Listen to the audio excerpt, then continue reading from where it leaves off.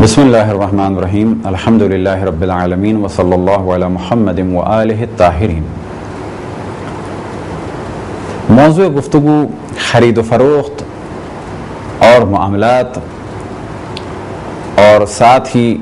اجرت یعنی نوکریاں، لیکن ہماری اس گفتگو کا عنوان ہے کہ ماں باپ توجہ دیں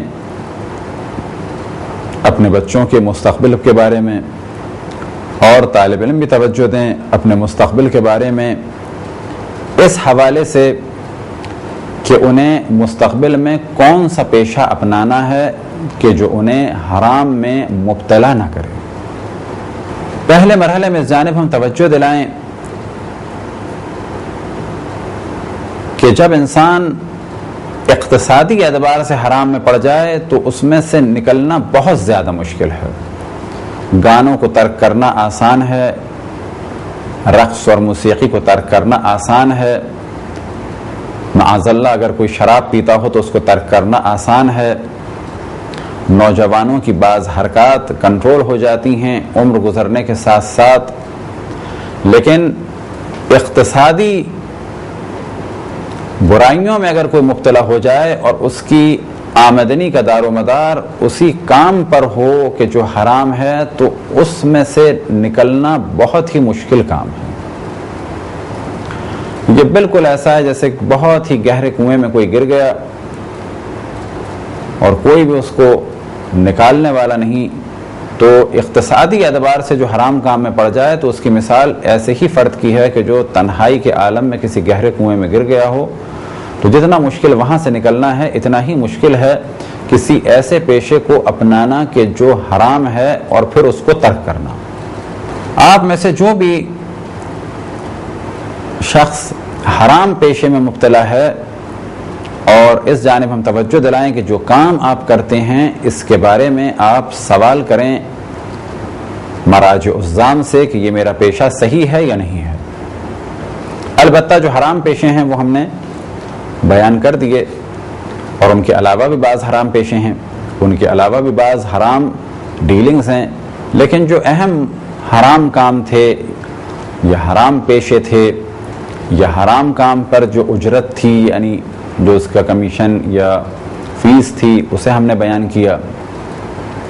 تو یہ تو آپ کی ذمہ داری ہے کہ آپ یہ جانیں کہ آپ جو کام کر رہے ہیں وہ حلال ہے یا حرام۔ لیکن ہماری گفتگو ہے خصوصاً ان نوجوانوں سے ریلیٹڈ کہ جو مستقبل میں کسی پیشے کو اپنانا چاہتے ہیں۔ تو کیریئر گائیڈنس کے عنوان سے عام طور پر جب گفتگو کی جاتی ہے تو یہ دیکھا جاتا ہے کہ اکنومیکلی کون سا شعبہ بہتر ہے۔ اب اکنومیکلی آپ فوائد دیکھیں بہت اچھی بات ہے، لیکن ساتھ میں اس چیز کو بھی مد نظر رکھیں کہ یہ پیشہ کہیں ایسا تو نہیں کہ خدا رسول اور ائمہ علیہم الصلاۃ والسلام سے جنگ پر تیار کر رہا ہے، یعنی کہیں ایسا تو نہیں کہ یہ پیشہ حرام ہے۔ بس جس طرح سے ماں باپ اور طالب علم یہ پلاننگ کریں کہ وہ کون سی فیلڈ کو منتخب کریں اور کس میں زیادہ چارم ہے، بالکل اسی طریقے سے وہ یہ بھی دیکھیں کہ کون سی فیلڈ حلال ہے، کون سی فیلڈ حرام ہے، اور کون سی فیلڈ حلال تو ہے لیکن عموماً اس میں حرام میں مبتلا ہونے کے بہت خطرات ہیں۔ مثال کے طور پہ اگر کوئی نوجوان ایسا ہے کہ جو معاذ اللہ ہیرو بننا چاہتا ہے کسی فلموں میں گانے بجانے کے لیے، تو کہا جائے گا یہ تو حرام کام ہے۔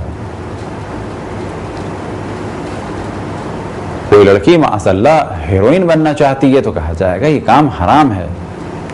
کوئی گانے والا بننا چاہتا ہے، گانے والی بننی چاہتی ہے، کوئی میوزک ڈائریکٹر بننا چاہتا ہے فلموں کا یا گانوں کا، تو یہ تو مطلقاً حرام ہے۔ کوئی شراب کا کام کرنا چاہتا ہے، کوئی عریانیت و فحاشیت کا کام کرنا چاہتا ہے، کوئی عریانیت و فحاشیت کے لیے کیمرہ ٹیکنیک کا کام کرنا چاہتا ہے، تو یہ سب تو حرام ہے۔ تو ایک مرحلہ تو یہ ہے کہ حرام کی جانب توجہ رہے اور حرام سے تو بالکل بچنا ہے، لیکن جو سب سے زیادہ اہم موضوع ہے وہ یہ کہ یہ جان لینا چاہیے کہ بعض کام حرام ہیں وہ تو بہت واضح ہیں، اور بعض کام بے نفس ہی یعنی خود بخود حرام نہیں ہیں، لیکن ان میں حرام میں پڑنے کے چانسز بہت زیادہ ہیں۔ مثال کے طور پہ ایڈورٹائزمنٹ یا کمرشل بنانا یا گرافک ڈیزائننگ یا کمرشل آرٹ یا اسی طریقے سے مارکیٹنگ کے بہت سارے کام بے نفس سے ہی حرام نہیں ہے، کہ یہ نہیں کہا جا سکتا کہ جو بھی مارکیٹنگ کے شعبے میں گیا، جو بھی کمرشل آرٹ میں گیا، جو بھی ایڈورٹائزمنٹ کے کام میں گیا تو اس نے حرام کام کیا، ایسا نہیں ہے۔ لیکن اس کام میں بہت زیادہ توجہ دینی ہے کہ عموماً اس میں حرام کام ہے۔ بس یہاں پر اگر کوئی سوال کرے کہ مارکیٹنگ کا کام حلال ہے تو کہا جائے گا بالکل حلال ہے، لیکن کیونکہ اس میں بہت زیادہ حرام ہے، بس اپنے نفس کو مضبوط کرنا چاہیے حرام سے بچنے کے لیے۔ ایڈورٹائزمنٹ حتیٰ اس کا بنانا حرام نہیں ہے، لیکن ڈیپینڈ کرتا ہے کہ اس ایڈورٹائزمنٹ میں پلے بیک میوزک کے طور پہ کیا ہے، جو چیز پکچرائز کی جا رہی ہے وہ کیا ہے، اور پھر یہ دیکھنا ہے کہ کس چیز کے لیے ایڈورٹائزمنٹ ہے۔ تو پھر ہم توجہ دلائیں کہ ایڈورٹائزمنٹ حرام نہیں ہے، لیکن یہ دیکھنا ہوگا کہ کس چیز کے لیے ہے، کیا ہے، اور پلے بیک کیا ہے۔ اسی طریقے سے گرافک ڈیزائننگ کا بھی یہی مسئلہ ہے۔ گرافک ڈیزائننگ ہنر ہے، بڑی اچھی چیز ہے،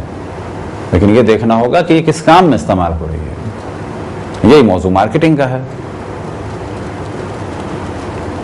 اور مثالیں دیں تاکہ کافی چیزوں کی جانب توجہ ہو۔ پرفارمنگ آرٹس کے جتنے بھی شعبے ہیں، رقص اور گانے بجانے کے علاوہ، چاہے وہ ڈائریکشن ہو، پروڈکشن ہو، اسکرپٹ رائٹنگ ہو، کوئی ڈائلاگ سے متعلق اور کوئی نیا شعبہ ہو، کیونکہ نئے نئے شعبے اس میں بن رہے ہیں، لائٹنگ ہو، کیمرہ ٹیکنکس ہوں، سیٹ ڈیزائننگ ہو، یہ سب کے سب حلال ہیں بے نفس ہی، یعنی خود بخود یہ حلال ہیں۔ حرام ہو جاتے ہیں کسی وجہ سے۔ اسی طریقے سے ایڈیٹنگ حلال ہے۔ اب جو ہماری نصیحت ہے ان نوجوانوں کے لیے، فرض کریں کوئی چلا گیا کسی ایسی جگہ پر کہ جہاں پر میڈیا سے ریلیٹڈ ایجوکیشن ہے، اب یہ ڈائریکٹر ہو گئے، اگر یہ ہم سے سوال کریں کیا فلم کی ڈائریکشن کا کام سیکھنا جائز ہے، تو ہم یہ جواب دیں گے کہ بے نفس سے ہی جائز ہے۔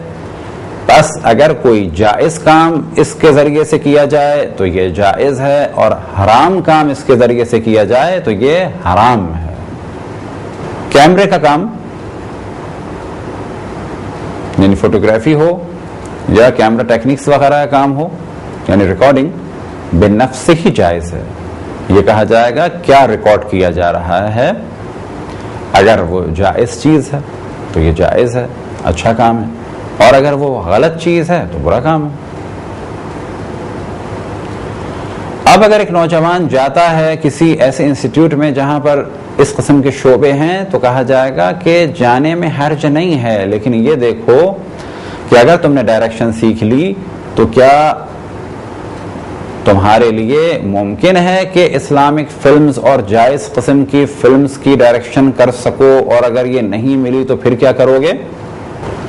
یہی مسئلہ آ جاتا ہے اسکرپٹ کے لکھنے میں، یہی مسئلہ آ جاتا ہے پروڈکشن کے موضوع میں، یہی موضوع آ جاتا ہے سیٹ ڈیزائننگ اور دوسری چیزوں میں، ایڈیٹنگ وغیرہ میں، کہ اگر تمہیں حلال کام نہیں ملا تو کیا کرو گے؟ بس اب یہاں پر ہم حلال کام کو بھی دو حصوں میں تقسیم کرتے ہیں۔ ایک وہ حلال کام کہ جو حلال ہی ہے اور عموماً حلال رہتا ہے، ایک وہ حلال کام جو حلال ہے لیکن عموماً حرام میں استعمال ہوتا ہے۔ بس اس سے بچنا چاہیے. کیوں بچنا چاہیے؟ کہ کہیں ایسا نہ ہو کہ حلال نوکری نہ ملے تو اس میں مبتلا ہو گئے. مثال کے طور پہ آج اگر کوئی ڈائریکشن کا کام سیکھ لے اور اسی کو اپنا پیشہ بنا لے تو سوال یہ کیا جائے گا پاکستان انڈیا کی حد تک کہ حلال رزق کتنا اس کے لیے پاسبل ہے. جواب ملے گا بہت پاسبلٹیز کم ہیں. ہاں ایک نصیحت ہے ہماری کہ جو بھی میڈیا وغیرہ میں آنا چاہیں یا ان کو شوق ہو تو کچھ چیزیں ایسی ہیں کہ اس میں وہ آ سکتے ہیں. مثال کے طور پہ وہ شروع سے تیاری کریں ڈاکومنٹریز کی. اسی طریقے سے وہ کوشش کریں کہ گیمز میں آگے آئیں. اسی طریقے سے کوشش کریں وہ پالیٹکس میں آگے آئیں. اسی طریقے سے کہا جا سکتا ہے کہ اگر وہ اینیمیشن وغیرہ میں ہیں تو جائز قسم کے کارٹونز یا جائز قسم کی چیزوں میں آئیں. ہم یہ نہیں کہتے کہ میڈیا میں جتنے بھی لوگ ہیں وہ سب کے سب حرام کام کرتے ہیں، لیکن عموماً حرام ہے. اسی طرح سے اگر بعض افراد ہیں اور ان کی اپنی پرائیویٹ پروڈکشنز ہیں تو وہ بہت سارے کام کر سکتے ہیں. اتفاق سے بعض افراد ہمارے کانٹیکٹ میں ہیں، بعض دفعہ لوگ مشورہ بھی لینے آتے ہیں کہ ہم کیا کر سکتے ہیں حلال کام. بہت سارے حلال کام ہیں، جیسے نیشنل جیوگرافک فلمز ہیں یا ان کو کچھ بنا کے دینا ہے، اور اگر وہ آپ سے نہیں لیتے تو آپ بہت سارے کام کر سکتے ہیں. لیکن اس میں شک نہیں کہ جس کو حرام کی عادت پڑ چکی ہو تو اس کو ترک کرنا بعض دفعہ تو نفسانی طور پر مشکل ہے اور بعض دفعہ اقتصادی طور پر مشکل ہے. اور اسی جانب ہم نے توجہ دلائی کہ جو اقتصادی طور پر حرام میں پڑ جائے تو اس کا نکلنا بڑا مشکل ہو جاتا ہے. نکلنا چاہے تو فقر و فاقہ اور جو اس کا اسٹینڈرڈ ہائی ہو چکا ہوتا ہے وہ اس کو اجازت نہیں دیتا کہ اتنے آرام سے حرام کام کو چھوڑ دے. اسی طرح سے مثال دیتے ہیں بعض دفعہ ہوٹل مینجمنٹ صحیح ہے، چاہے اس کا تعلق ریسیپشن سے ہو، چاہے اس کا تعلق جو ہے کٹلری اور کراکری سے ہو، چاہے اس کا تعلق روم سے ہو، چاہے اس کا تعلق ڈیکوریشن سے ہو، چاہے اس کا تعلق کچن سے ہو، یہ سب کچھ صحیح ہے بے نفس ہی. لیکن اگر کوئی آپ میں سے ہوٹل مینجمنٹ میں جاتا ہے تو ہم اس سے یہ سوال کریں گے کہ یہ کام تو جائز ہے، لیکن تم یہ بتاؤ کہ کیا تم جائز کام ڈھونڈ پاؤ گے؟ کیونکہ عموماً جو 4 اسٹار اور 5 اسٹار ہوٹلز ہیں ان میں امکان نہیں ہے کہ تم جاب کرو اور حرام سے بچ جاؤ. اب اگر تم وہاں پر بیڈ رومز کے انچارج ہو گئے تو بعض دفعہ تمہیں حرام کام کے لیے بیڈ رومز دینے ہوں گے. بعض دفعہ بعض ہوٹلز میں گو کہ آفیشلی حرام کام کے لیے افراد پرووائڈ نہیں کیے جاتے، لیکن ان آفیشلی وہ ان کی ذمہ داری ہوتی ہے. تو کیا تم بچ سکو گے؟ اسی طرح سے بعض لوگ شیف ہو جاتے ہیں ہوٹلز میں، تو اگر واقعاً وہ ایک خاص شعبے کے شیف ہو جائیں کہ جس میں حرام نہ ہو تو بہت اچھا ہے. لیکن اگر وہ چیف شیف ہیں اور ان کی انڈر سپرویژن سور کا گوشت بھی پکایا جا رہا ہے اور غیر ذبیحہ یعنی غیر ذبح شدہ جانور کا گوشت بھی پکایا جا رہا ہے اور وہ پیش کر رہے ہیں، اور اسی طریقے سے شراب جن کھانوں میں ڈل رہی ہے وہ بنا رہے ہیں اور پیش کر رہے ہیں، تو پھر یہ حرام ہے. ہاں یہ ہو سکتا ہے کہ جو حلال قسم کی چیزیں ہیں، مثال کے طور پہ کافی شاپ میں آپ نے سب کچھ سنبھال لیا، اب آپ کافی اور قہوے اور چائے اور مختلف قسم کی چیزیں دیتے ہیں، یہاں پر عموماً حرام نہیں ہے. یا یہ کہ ایک آئس کریم پارلر ہے یا 5 اسٹار ہوٹل میں ایک پورا سیکشن ہے آئس کریم کا، اور ایسی آئس کریمز ہیں کہ جس میں حرام نہیں ہے، معمولاً حرام نہیں ہے اور کوئی آپ پر جبر نہیں ہے. تو یہ ذہن میں رکھیں کہ اگر آپ کسی 5 اسٹار ہوٹل میں چلے گئے تو بعض دفعہ اگر بڑی پوسٹ پہ آ گئے تو بہت سارے کام کرنے، مثال کے طور پہ شراب کی کمپنیوں سے ڈیلنگ کرنی ہے، ان کے واؤچرز پہ سائن کرنا ہے، شراب خریدنا ہے، شراب رکھنا ہے، شراب اٹھانا ہے، شراب بیچنا ہے، شراب کے 1000 قسم کے کام کرنے ہیں. اسی طریقے سے ڈانس فلور تیار کرنا ہے، رقص و موسیقی کے لیے گانے والوں کو لانا ہے، گانے والیوں کو لانا ہے، عیاشی اور فحاشی کے لیے افراد کو جو ہے وہ باقاعدہ دعوت دینی ہے. بعض دفعہ ہوٹل والے کہتے ہیں کہ ہمارے یہاں ایسا کوئی سلسلہ نہیں ہے، لیکن ان آفیشلی انہوں نے سب کچھ اہتمام کیا ہوا ہوتا ہے. کمرے عیاشی کے لیے سارے سال کرائے پہ دیے جاتے ہیں. تو بہت سارے کام ایسے ہیں اس وقت کہ جو بظاہر حلال ہیں، لیکن زیادہ تر ان میں امکان ہے حرام میں مبتلا ہونے کا. تو اسی طرح ہم نے مثال دی تھی مارکیٹنگ کی کہ مارکیٹنگ بے نفس ہی جائز ہے، لیکن اگر مارکیٹنگ شراب کی ہے تو حرام ہے. مارکیٹنگ کسی حرام کام کی ہے تو وہ حرام ہے. مارکیٹنگ اگر چاکلیٹ کی ہے تو وہ جائز ہے، لیکن اگر چاکلیٹ ایسی ہے کہ جس کی ایک اہم خصوصیت یہی ہے کہ وہ ایسی چاکلیٹ ہے کہ جس میں ایک مقدار میں شراب پڑی ہوئی ہے، تو اس کی مارکیٹنگ صحیح نہیں ہوگی۔ تو اس جانب توجہ رہے، اور آخر میں پھر ہم اس جانب توجہ دلائیں کہ ماں باپ بھی توجہ رکھیں کہ جو پیشہ بچے منتخب کرنے والے ہیں یا جو علم منتخب کرنے والے ہیں، تو اس کے بارے میں یہ دیکھیں کہ عموماً اس کا استعمال حلال میں ہے یا حرام میں ہے۔ کہیں ایسا تو نہیں کہ عموماً اس میں حرام ہے اور بچے حرام میں مبتلا ہو جائیں گے۔ پھر ہم توجہ دلائیں کہ میڈیا کے حوالے سے بہت ساری چیزیں جائز ہیں، بہت ساری چیزیں جائز ہیں، لیکن حرام میں مبتلا ہونے کے خطرے بہت زیادہ ہیں۔ نوجوانوں کی ایک خاص جانب توجہ دلائیں، اور وہ یہ کہ اب تک جو ہماری گفتگو تھی اس کا تو اصل موضوع یہ تھا کہ جب بھی جو فیلڈ آپ منتخب کریں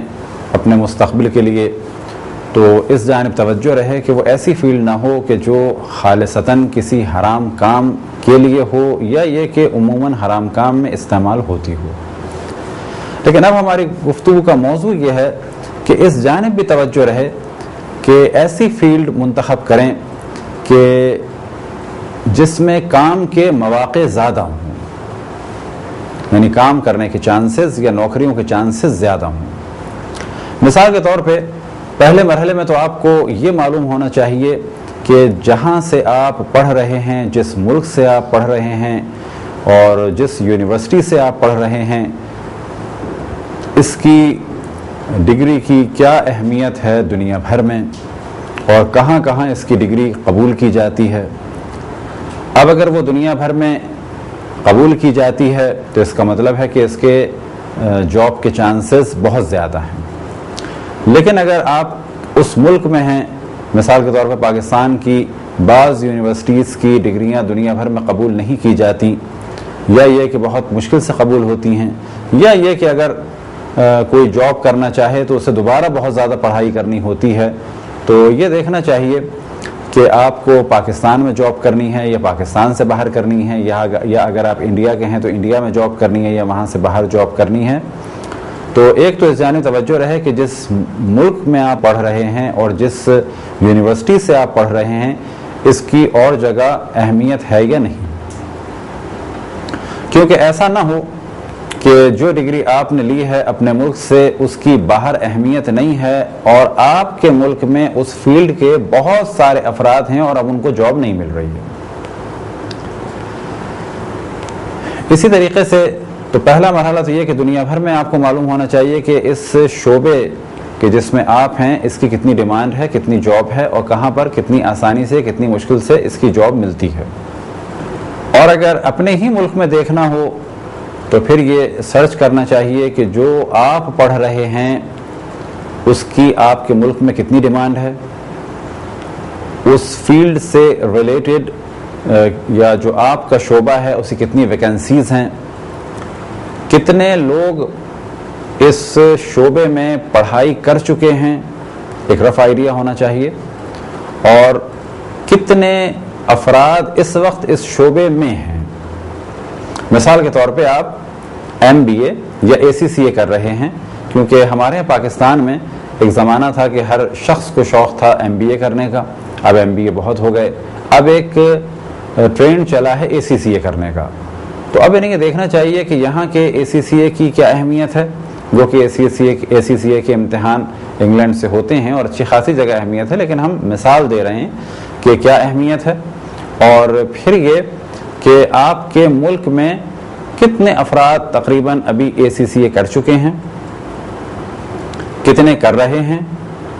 اور جب آپ فارغ ہوں گے اے سی سی اے سے اور اس کے 1-2 سال بعد تک کتنے افراد کر چکے ہوں گے،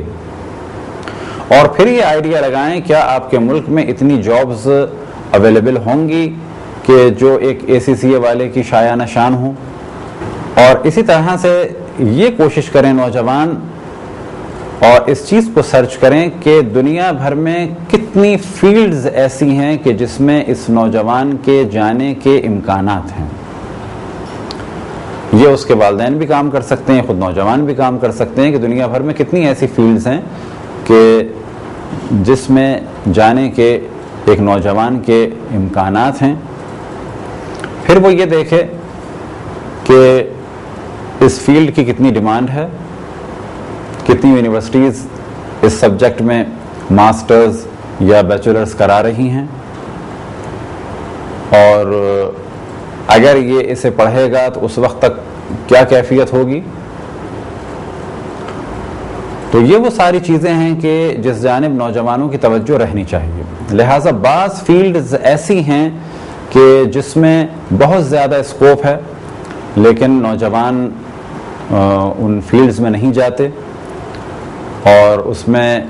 کام بہت زیادہ ہے اور اس کے ماہر افراد کم ہیں, لیکن کیونکہ نوجوانوں کی توجہ نہیں ہے اس میں نہیں جاتے.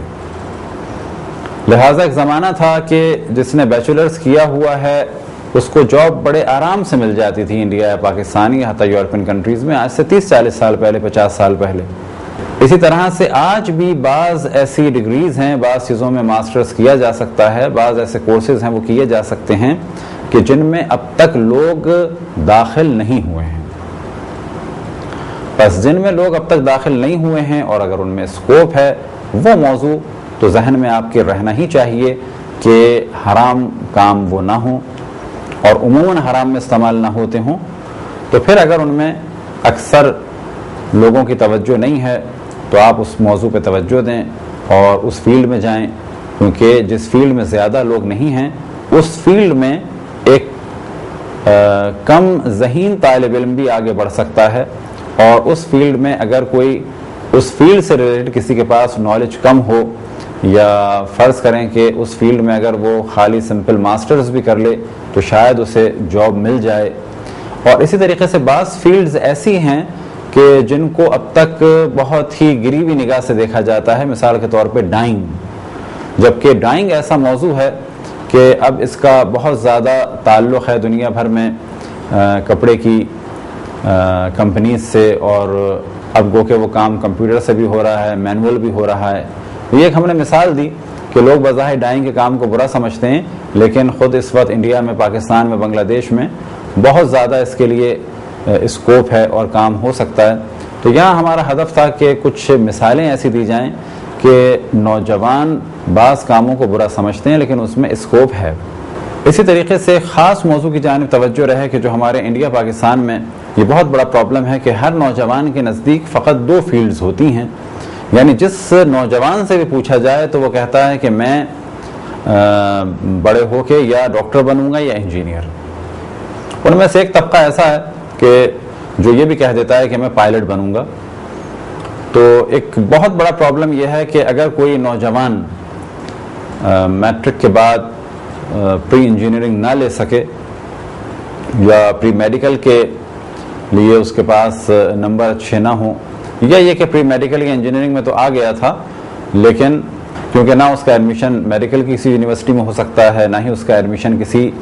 انجینئرنگ یونیورسٹی میں ہو سکتا ہے, تو عام طور پر ایک نا امیدی سی چھا جاتی ہے اور یہ تصور کیا جاتا ہے کہ اب اس نوجوان کا فیوچر ختم ہو گیا. تو ہمارے انڈیا پاکستان میں تو فقط یہی 2 فیلڈز ایسی لگتی ہیں کہ جیسے جس میں بہت زیادہ کامیابی ہے, جبکہ حقیقت یہ ہے کہ دنیا میں اور بہت ساری فیلڈز ہیں. اور ایک لیکچر میں ہم نے توجہ دلائی کہ ایک موبائل آیا تو اس کے ساتھ ہزاروں قسم کی نوکریاں اور ہزاروں قسم کے شعبے آئے کہ جن میں سے اکثر حلال ہیں. تو بالکل اسی طریقے سے دنیا میں بہت ساری فیلڈز ہیں. یہ سوچ لینا کہ آخری فیلڈ انجینئرنگ ہی ہے اور میڈیکل ہی ہے, یہ غلط ہے. اور اسی طریقے سے ہر بچے کے لیے یہ تصور کہ یہ پڑھے اور اگر یہ نہ پڑھ سکے تو اس کا مطلب ہے ناکام انسان ہے, یہ تصور بھی غلط ہے. ہاں, کوشش کرنی چاہیے کہ بچہ پڑھے اور پھر یہ دیکھنی چاہیے کہ کیوں نہیں پڑھ رہا یا کیوں یاد نہیں کر رہا. آیا ہر چیز میں اس کا یہی سلسلہ ہے کہ اس کو کوئی چیز یاد نہیں ہوتی تو اس کا مطلب ہے کچھ پرابلم ہے, لیکن آیا ایسا تو نہیں کچھ چیزیں سے یاد ہوتی ہیں کچھ یاد نہیں ہوتی ہیں؟ تو اس کا مطلب ہے اس کا رجحان اس طرف ہے، یا یہ کہ جو چیزیں اس کو یاد ہوتی ہیں وہ خاص طریقے سے جب اس کے سامنے بیان ہوتی ہیں تو یاد ہوتی ہیں، لیکن جس طریقے سے ہم اسے یاد کرانا چاہ رہے ہیں اس طریقے سے اسے یاد نہیں ہوتی۔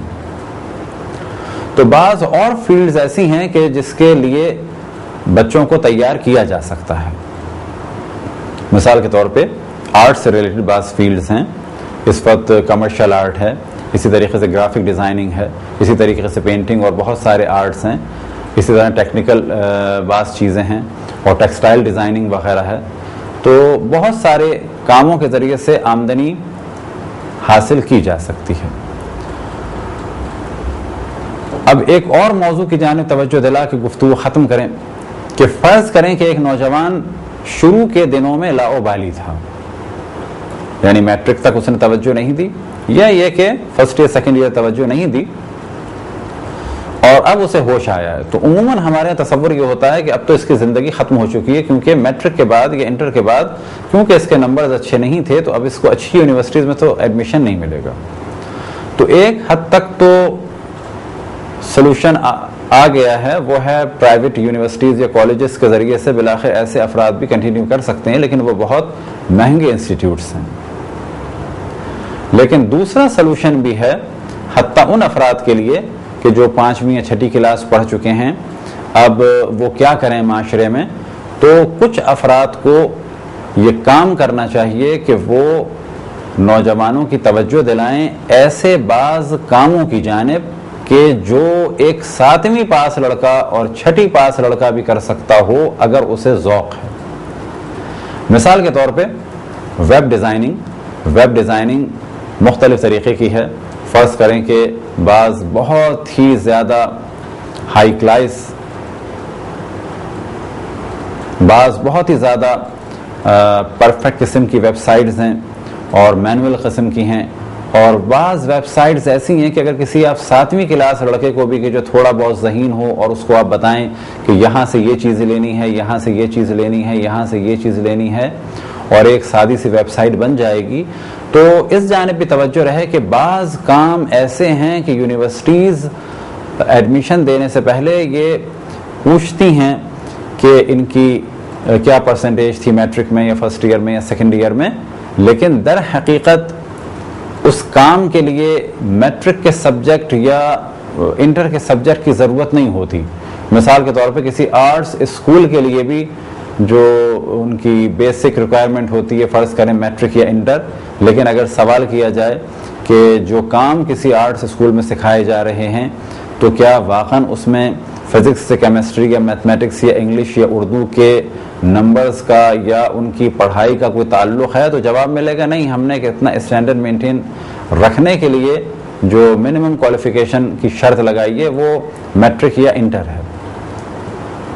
تو بعض کام ایسے بھی ہیں کہ جو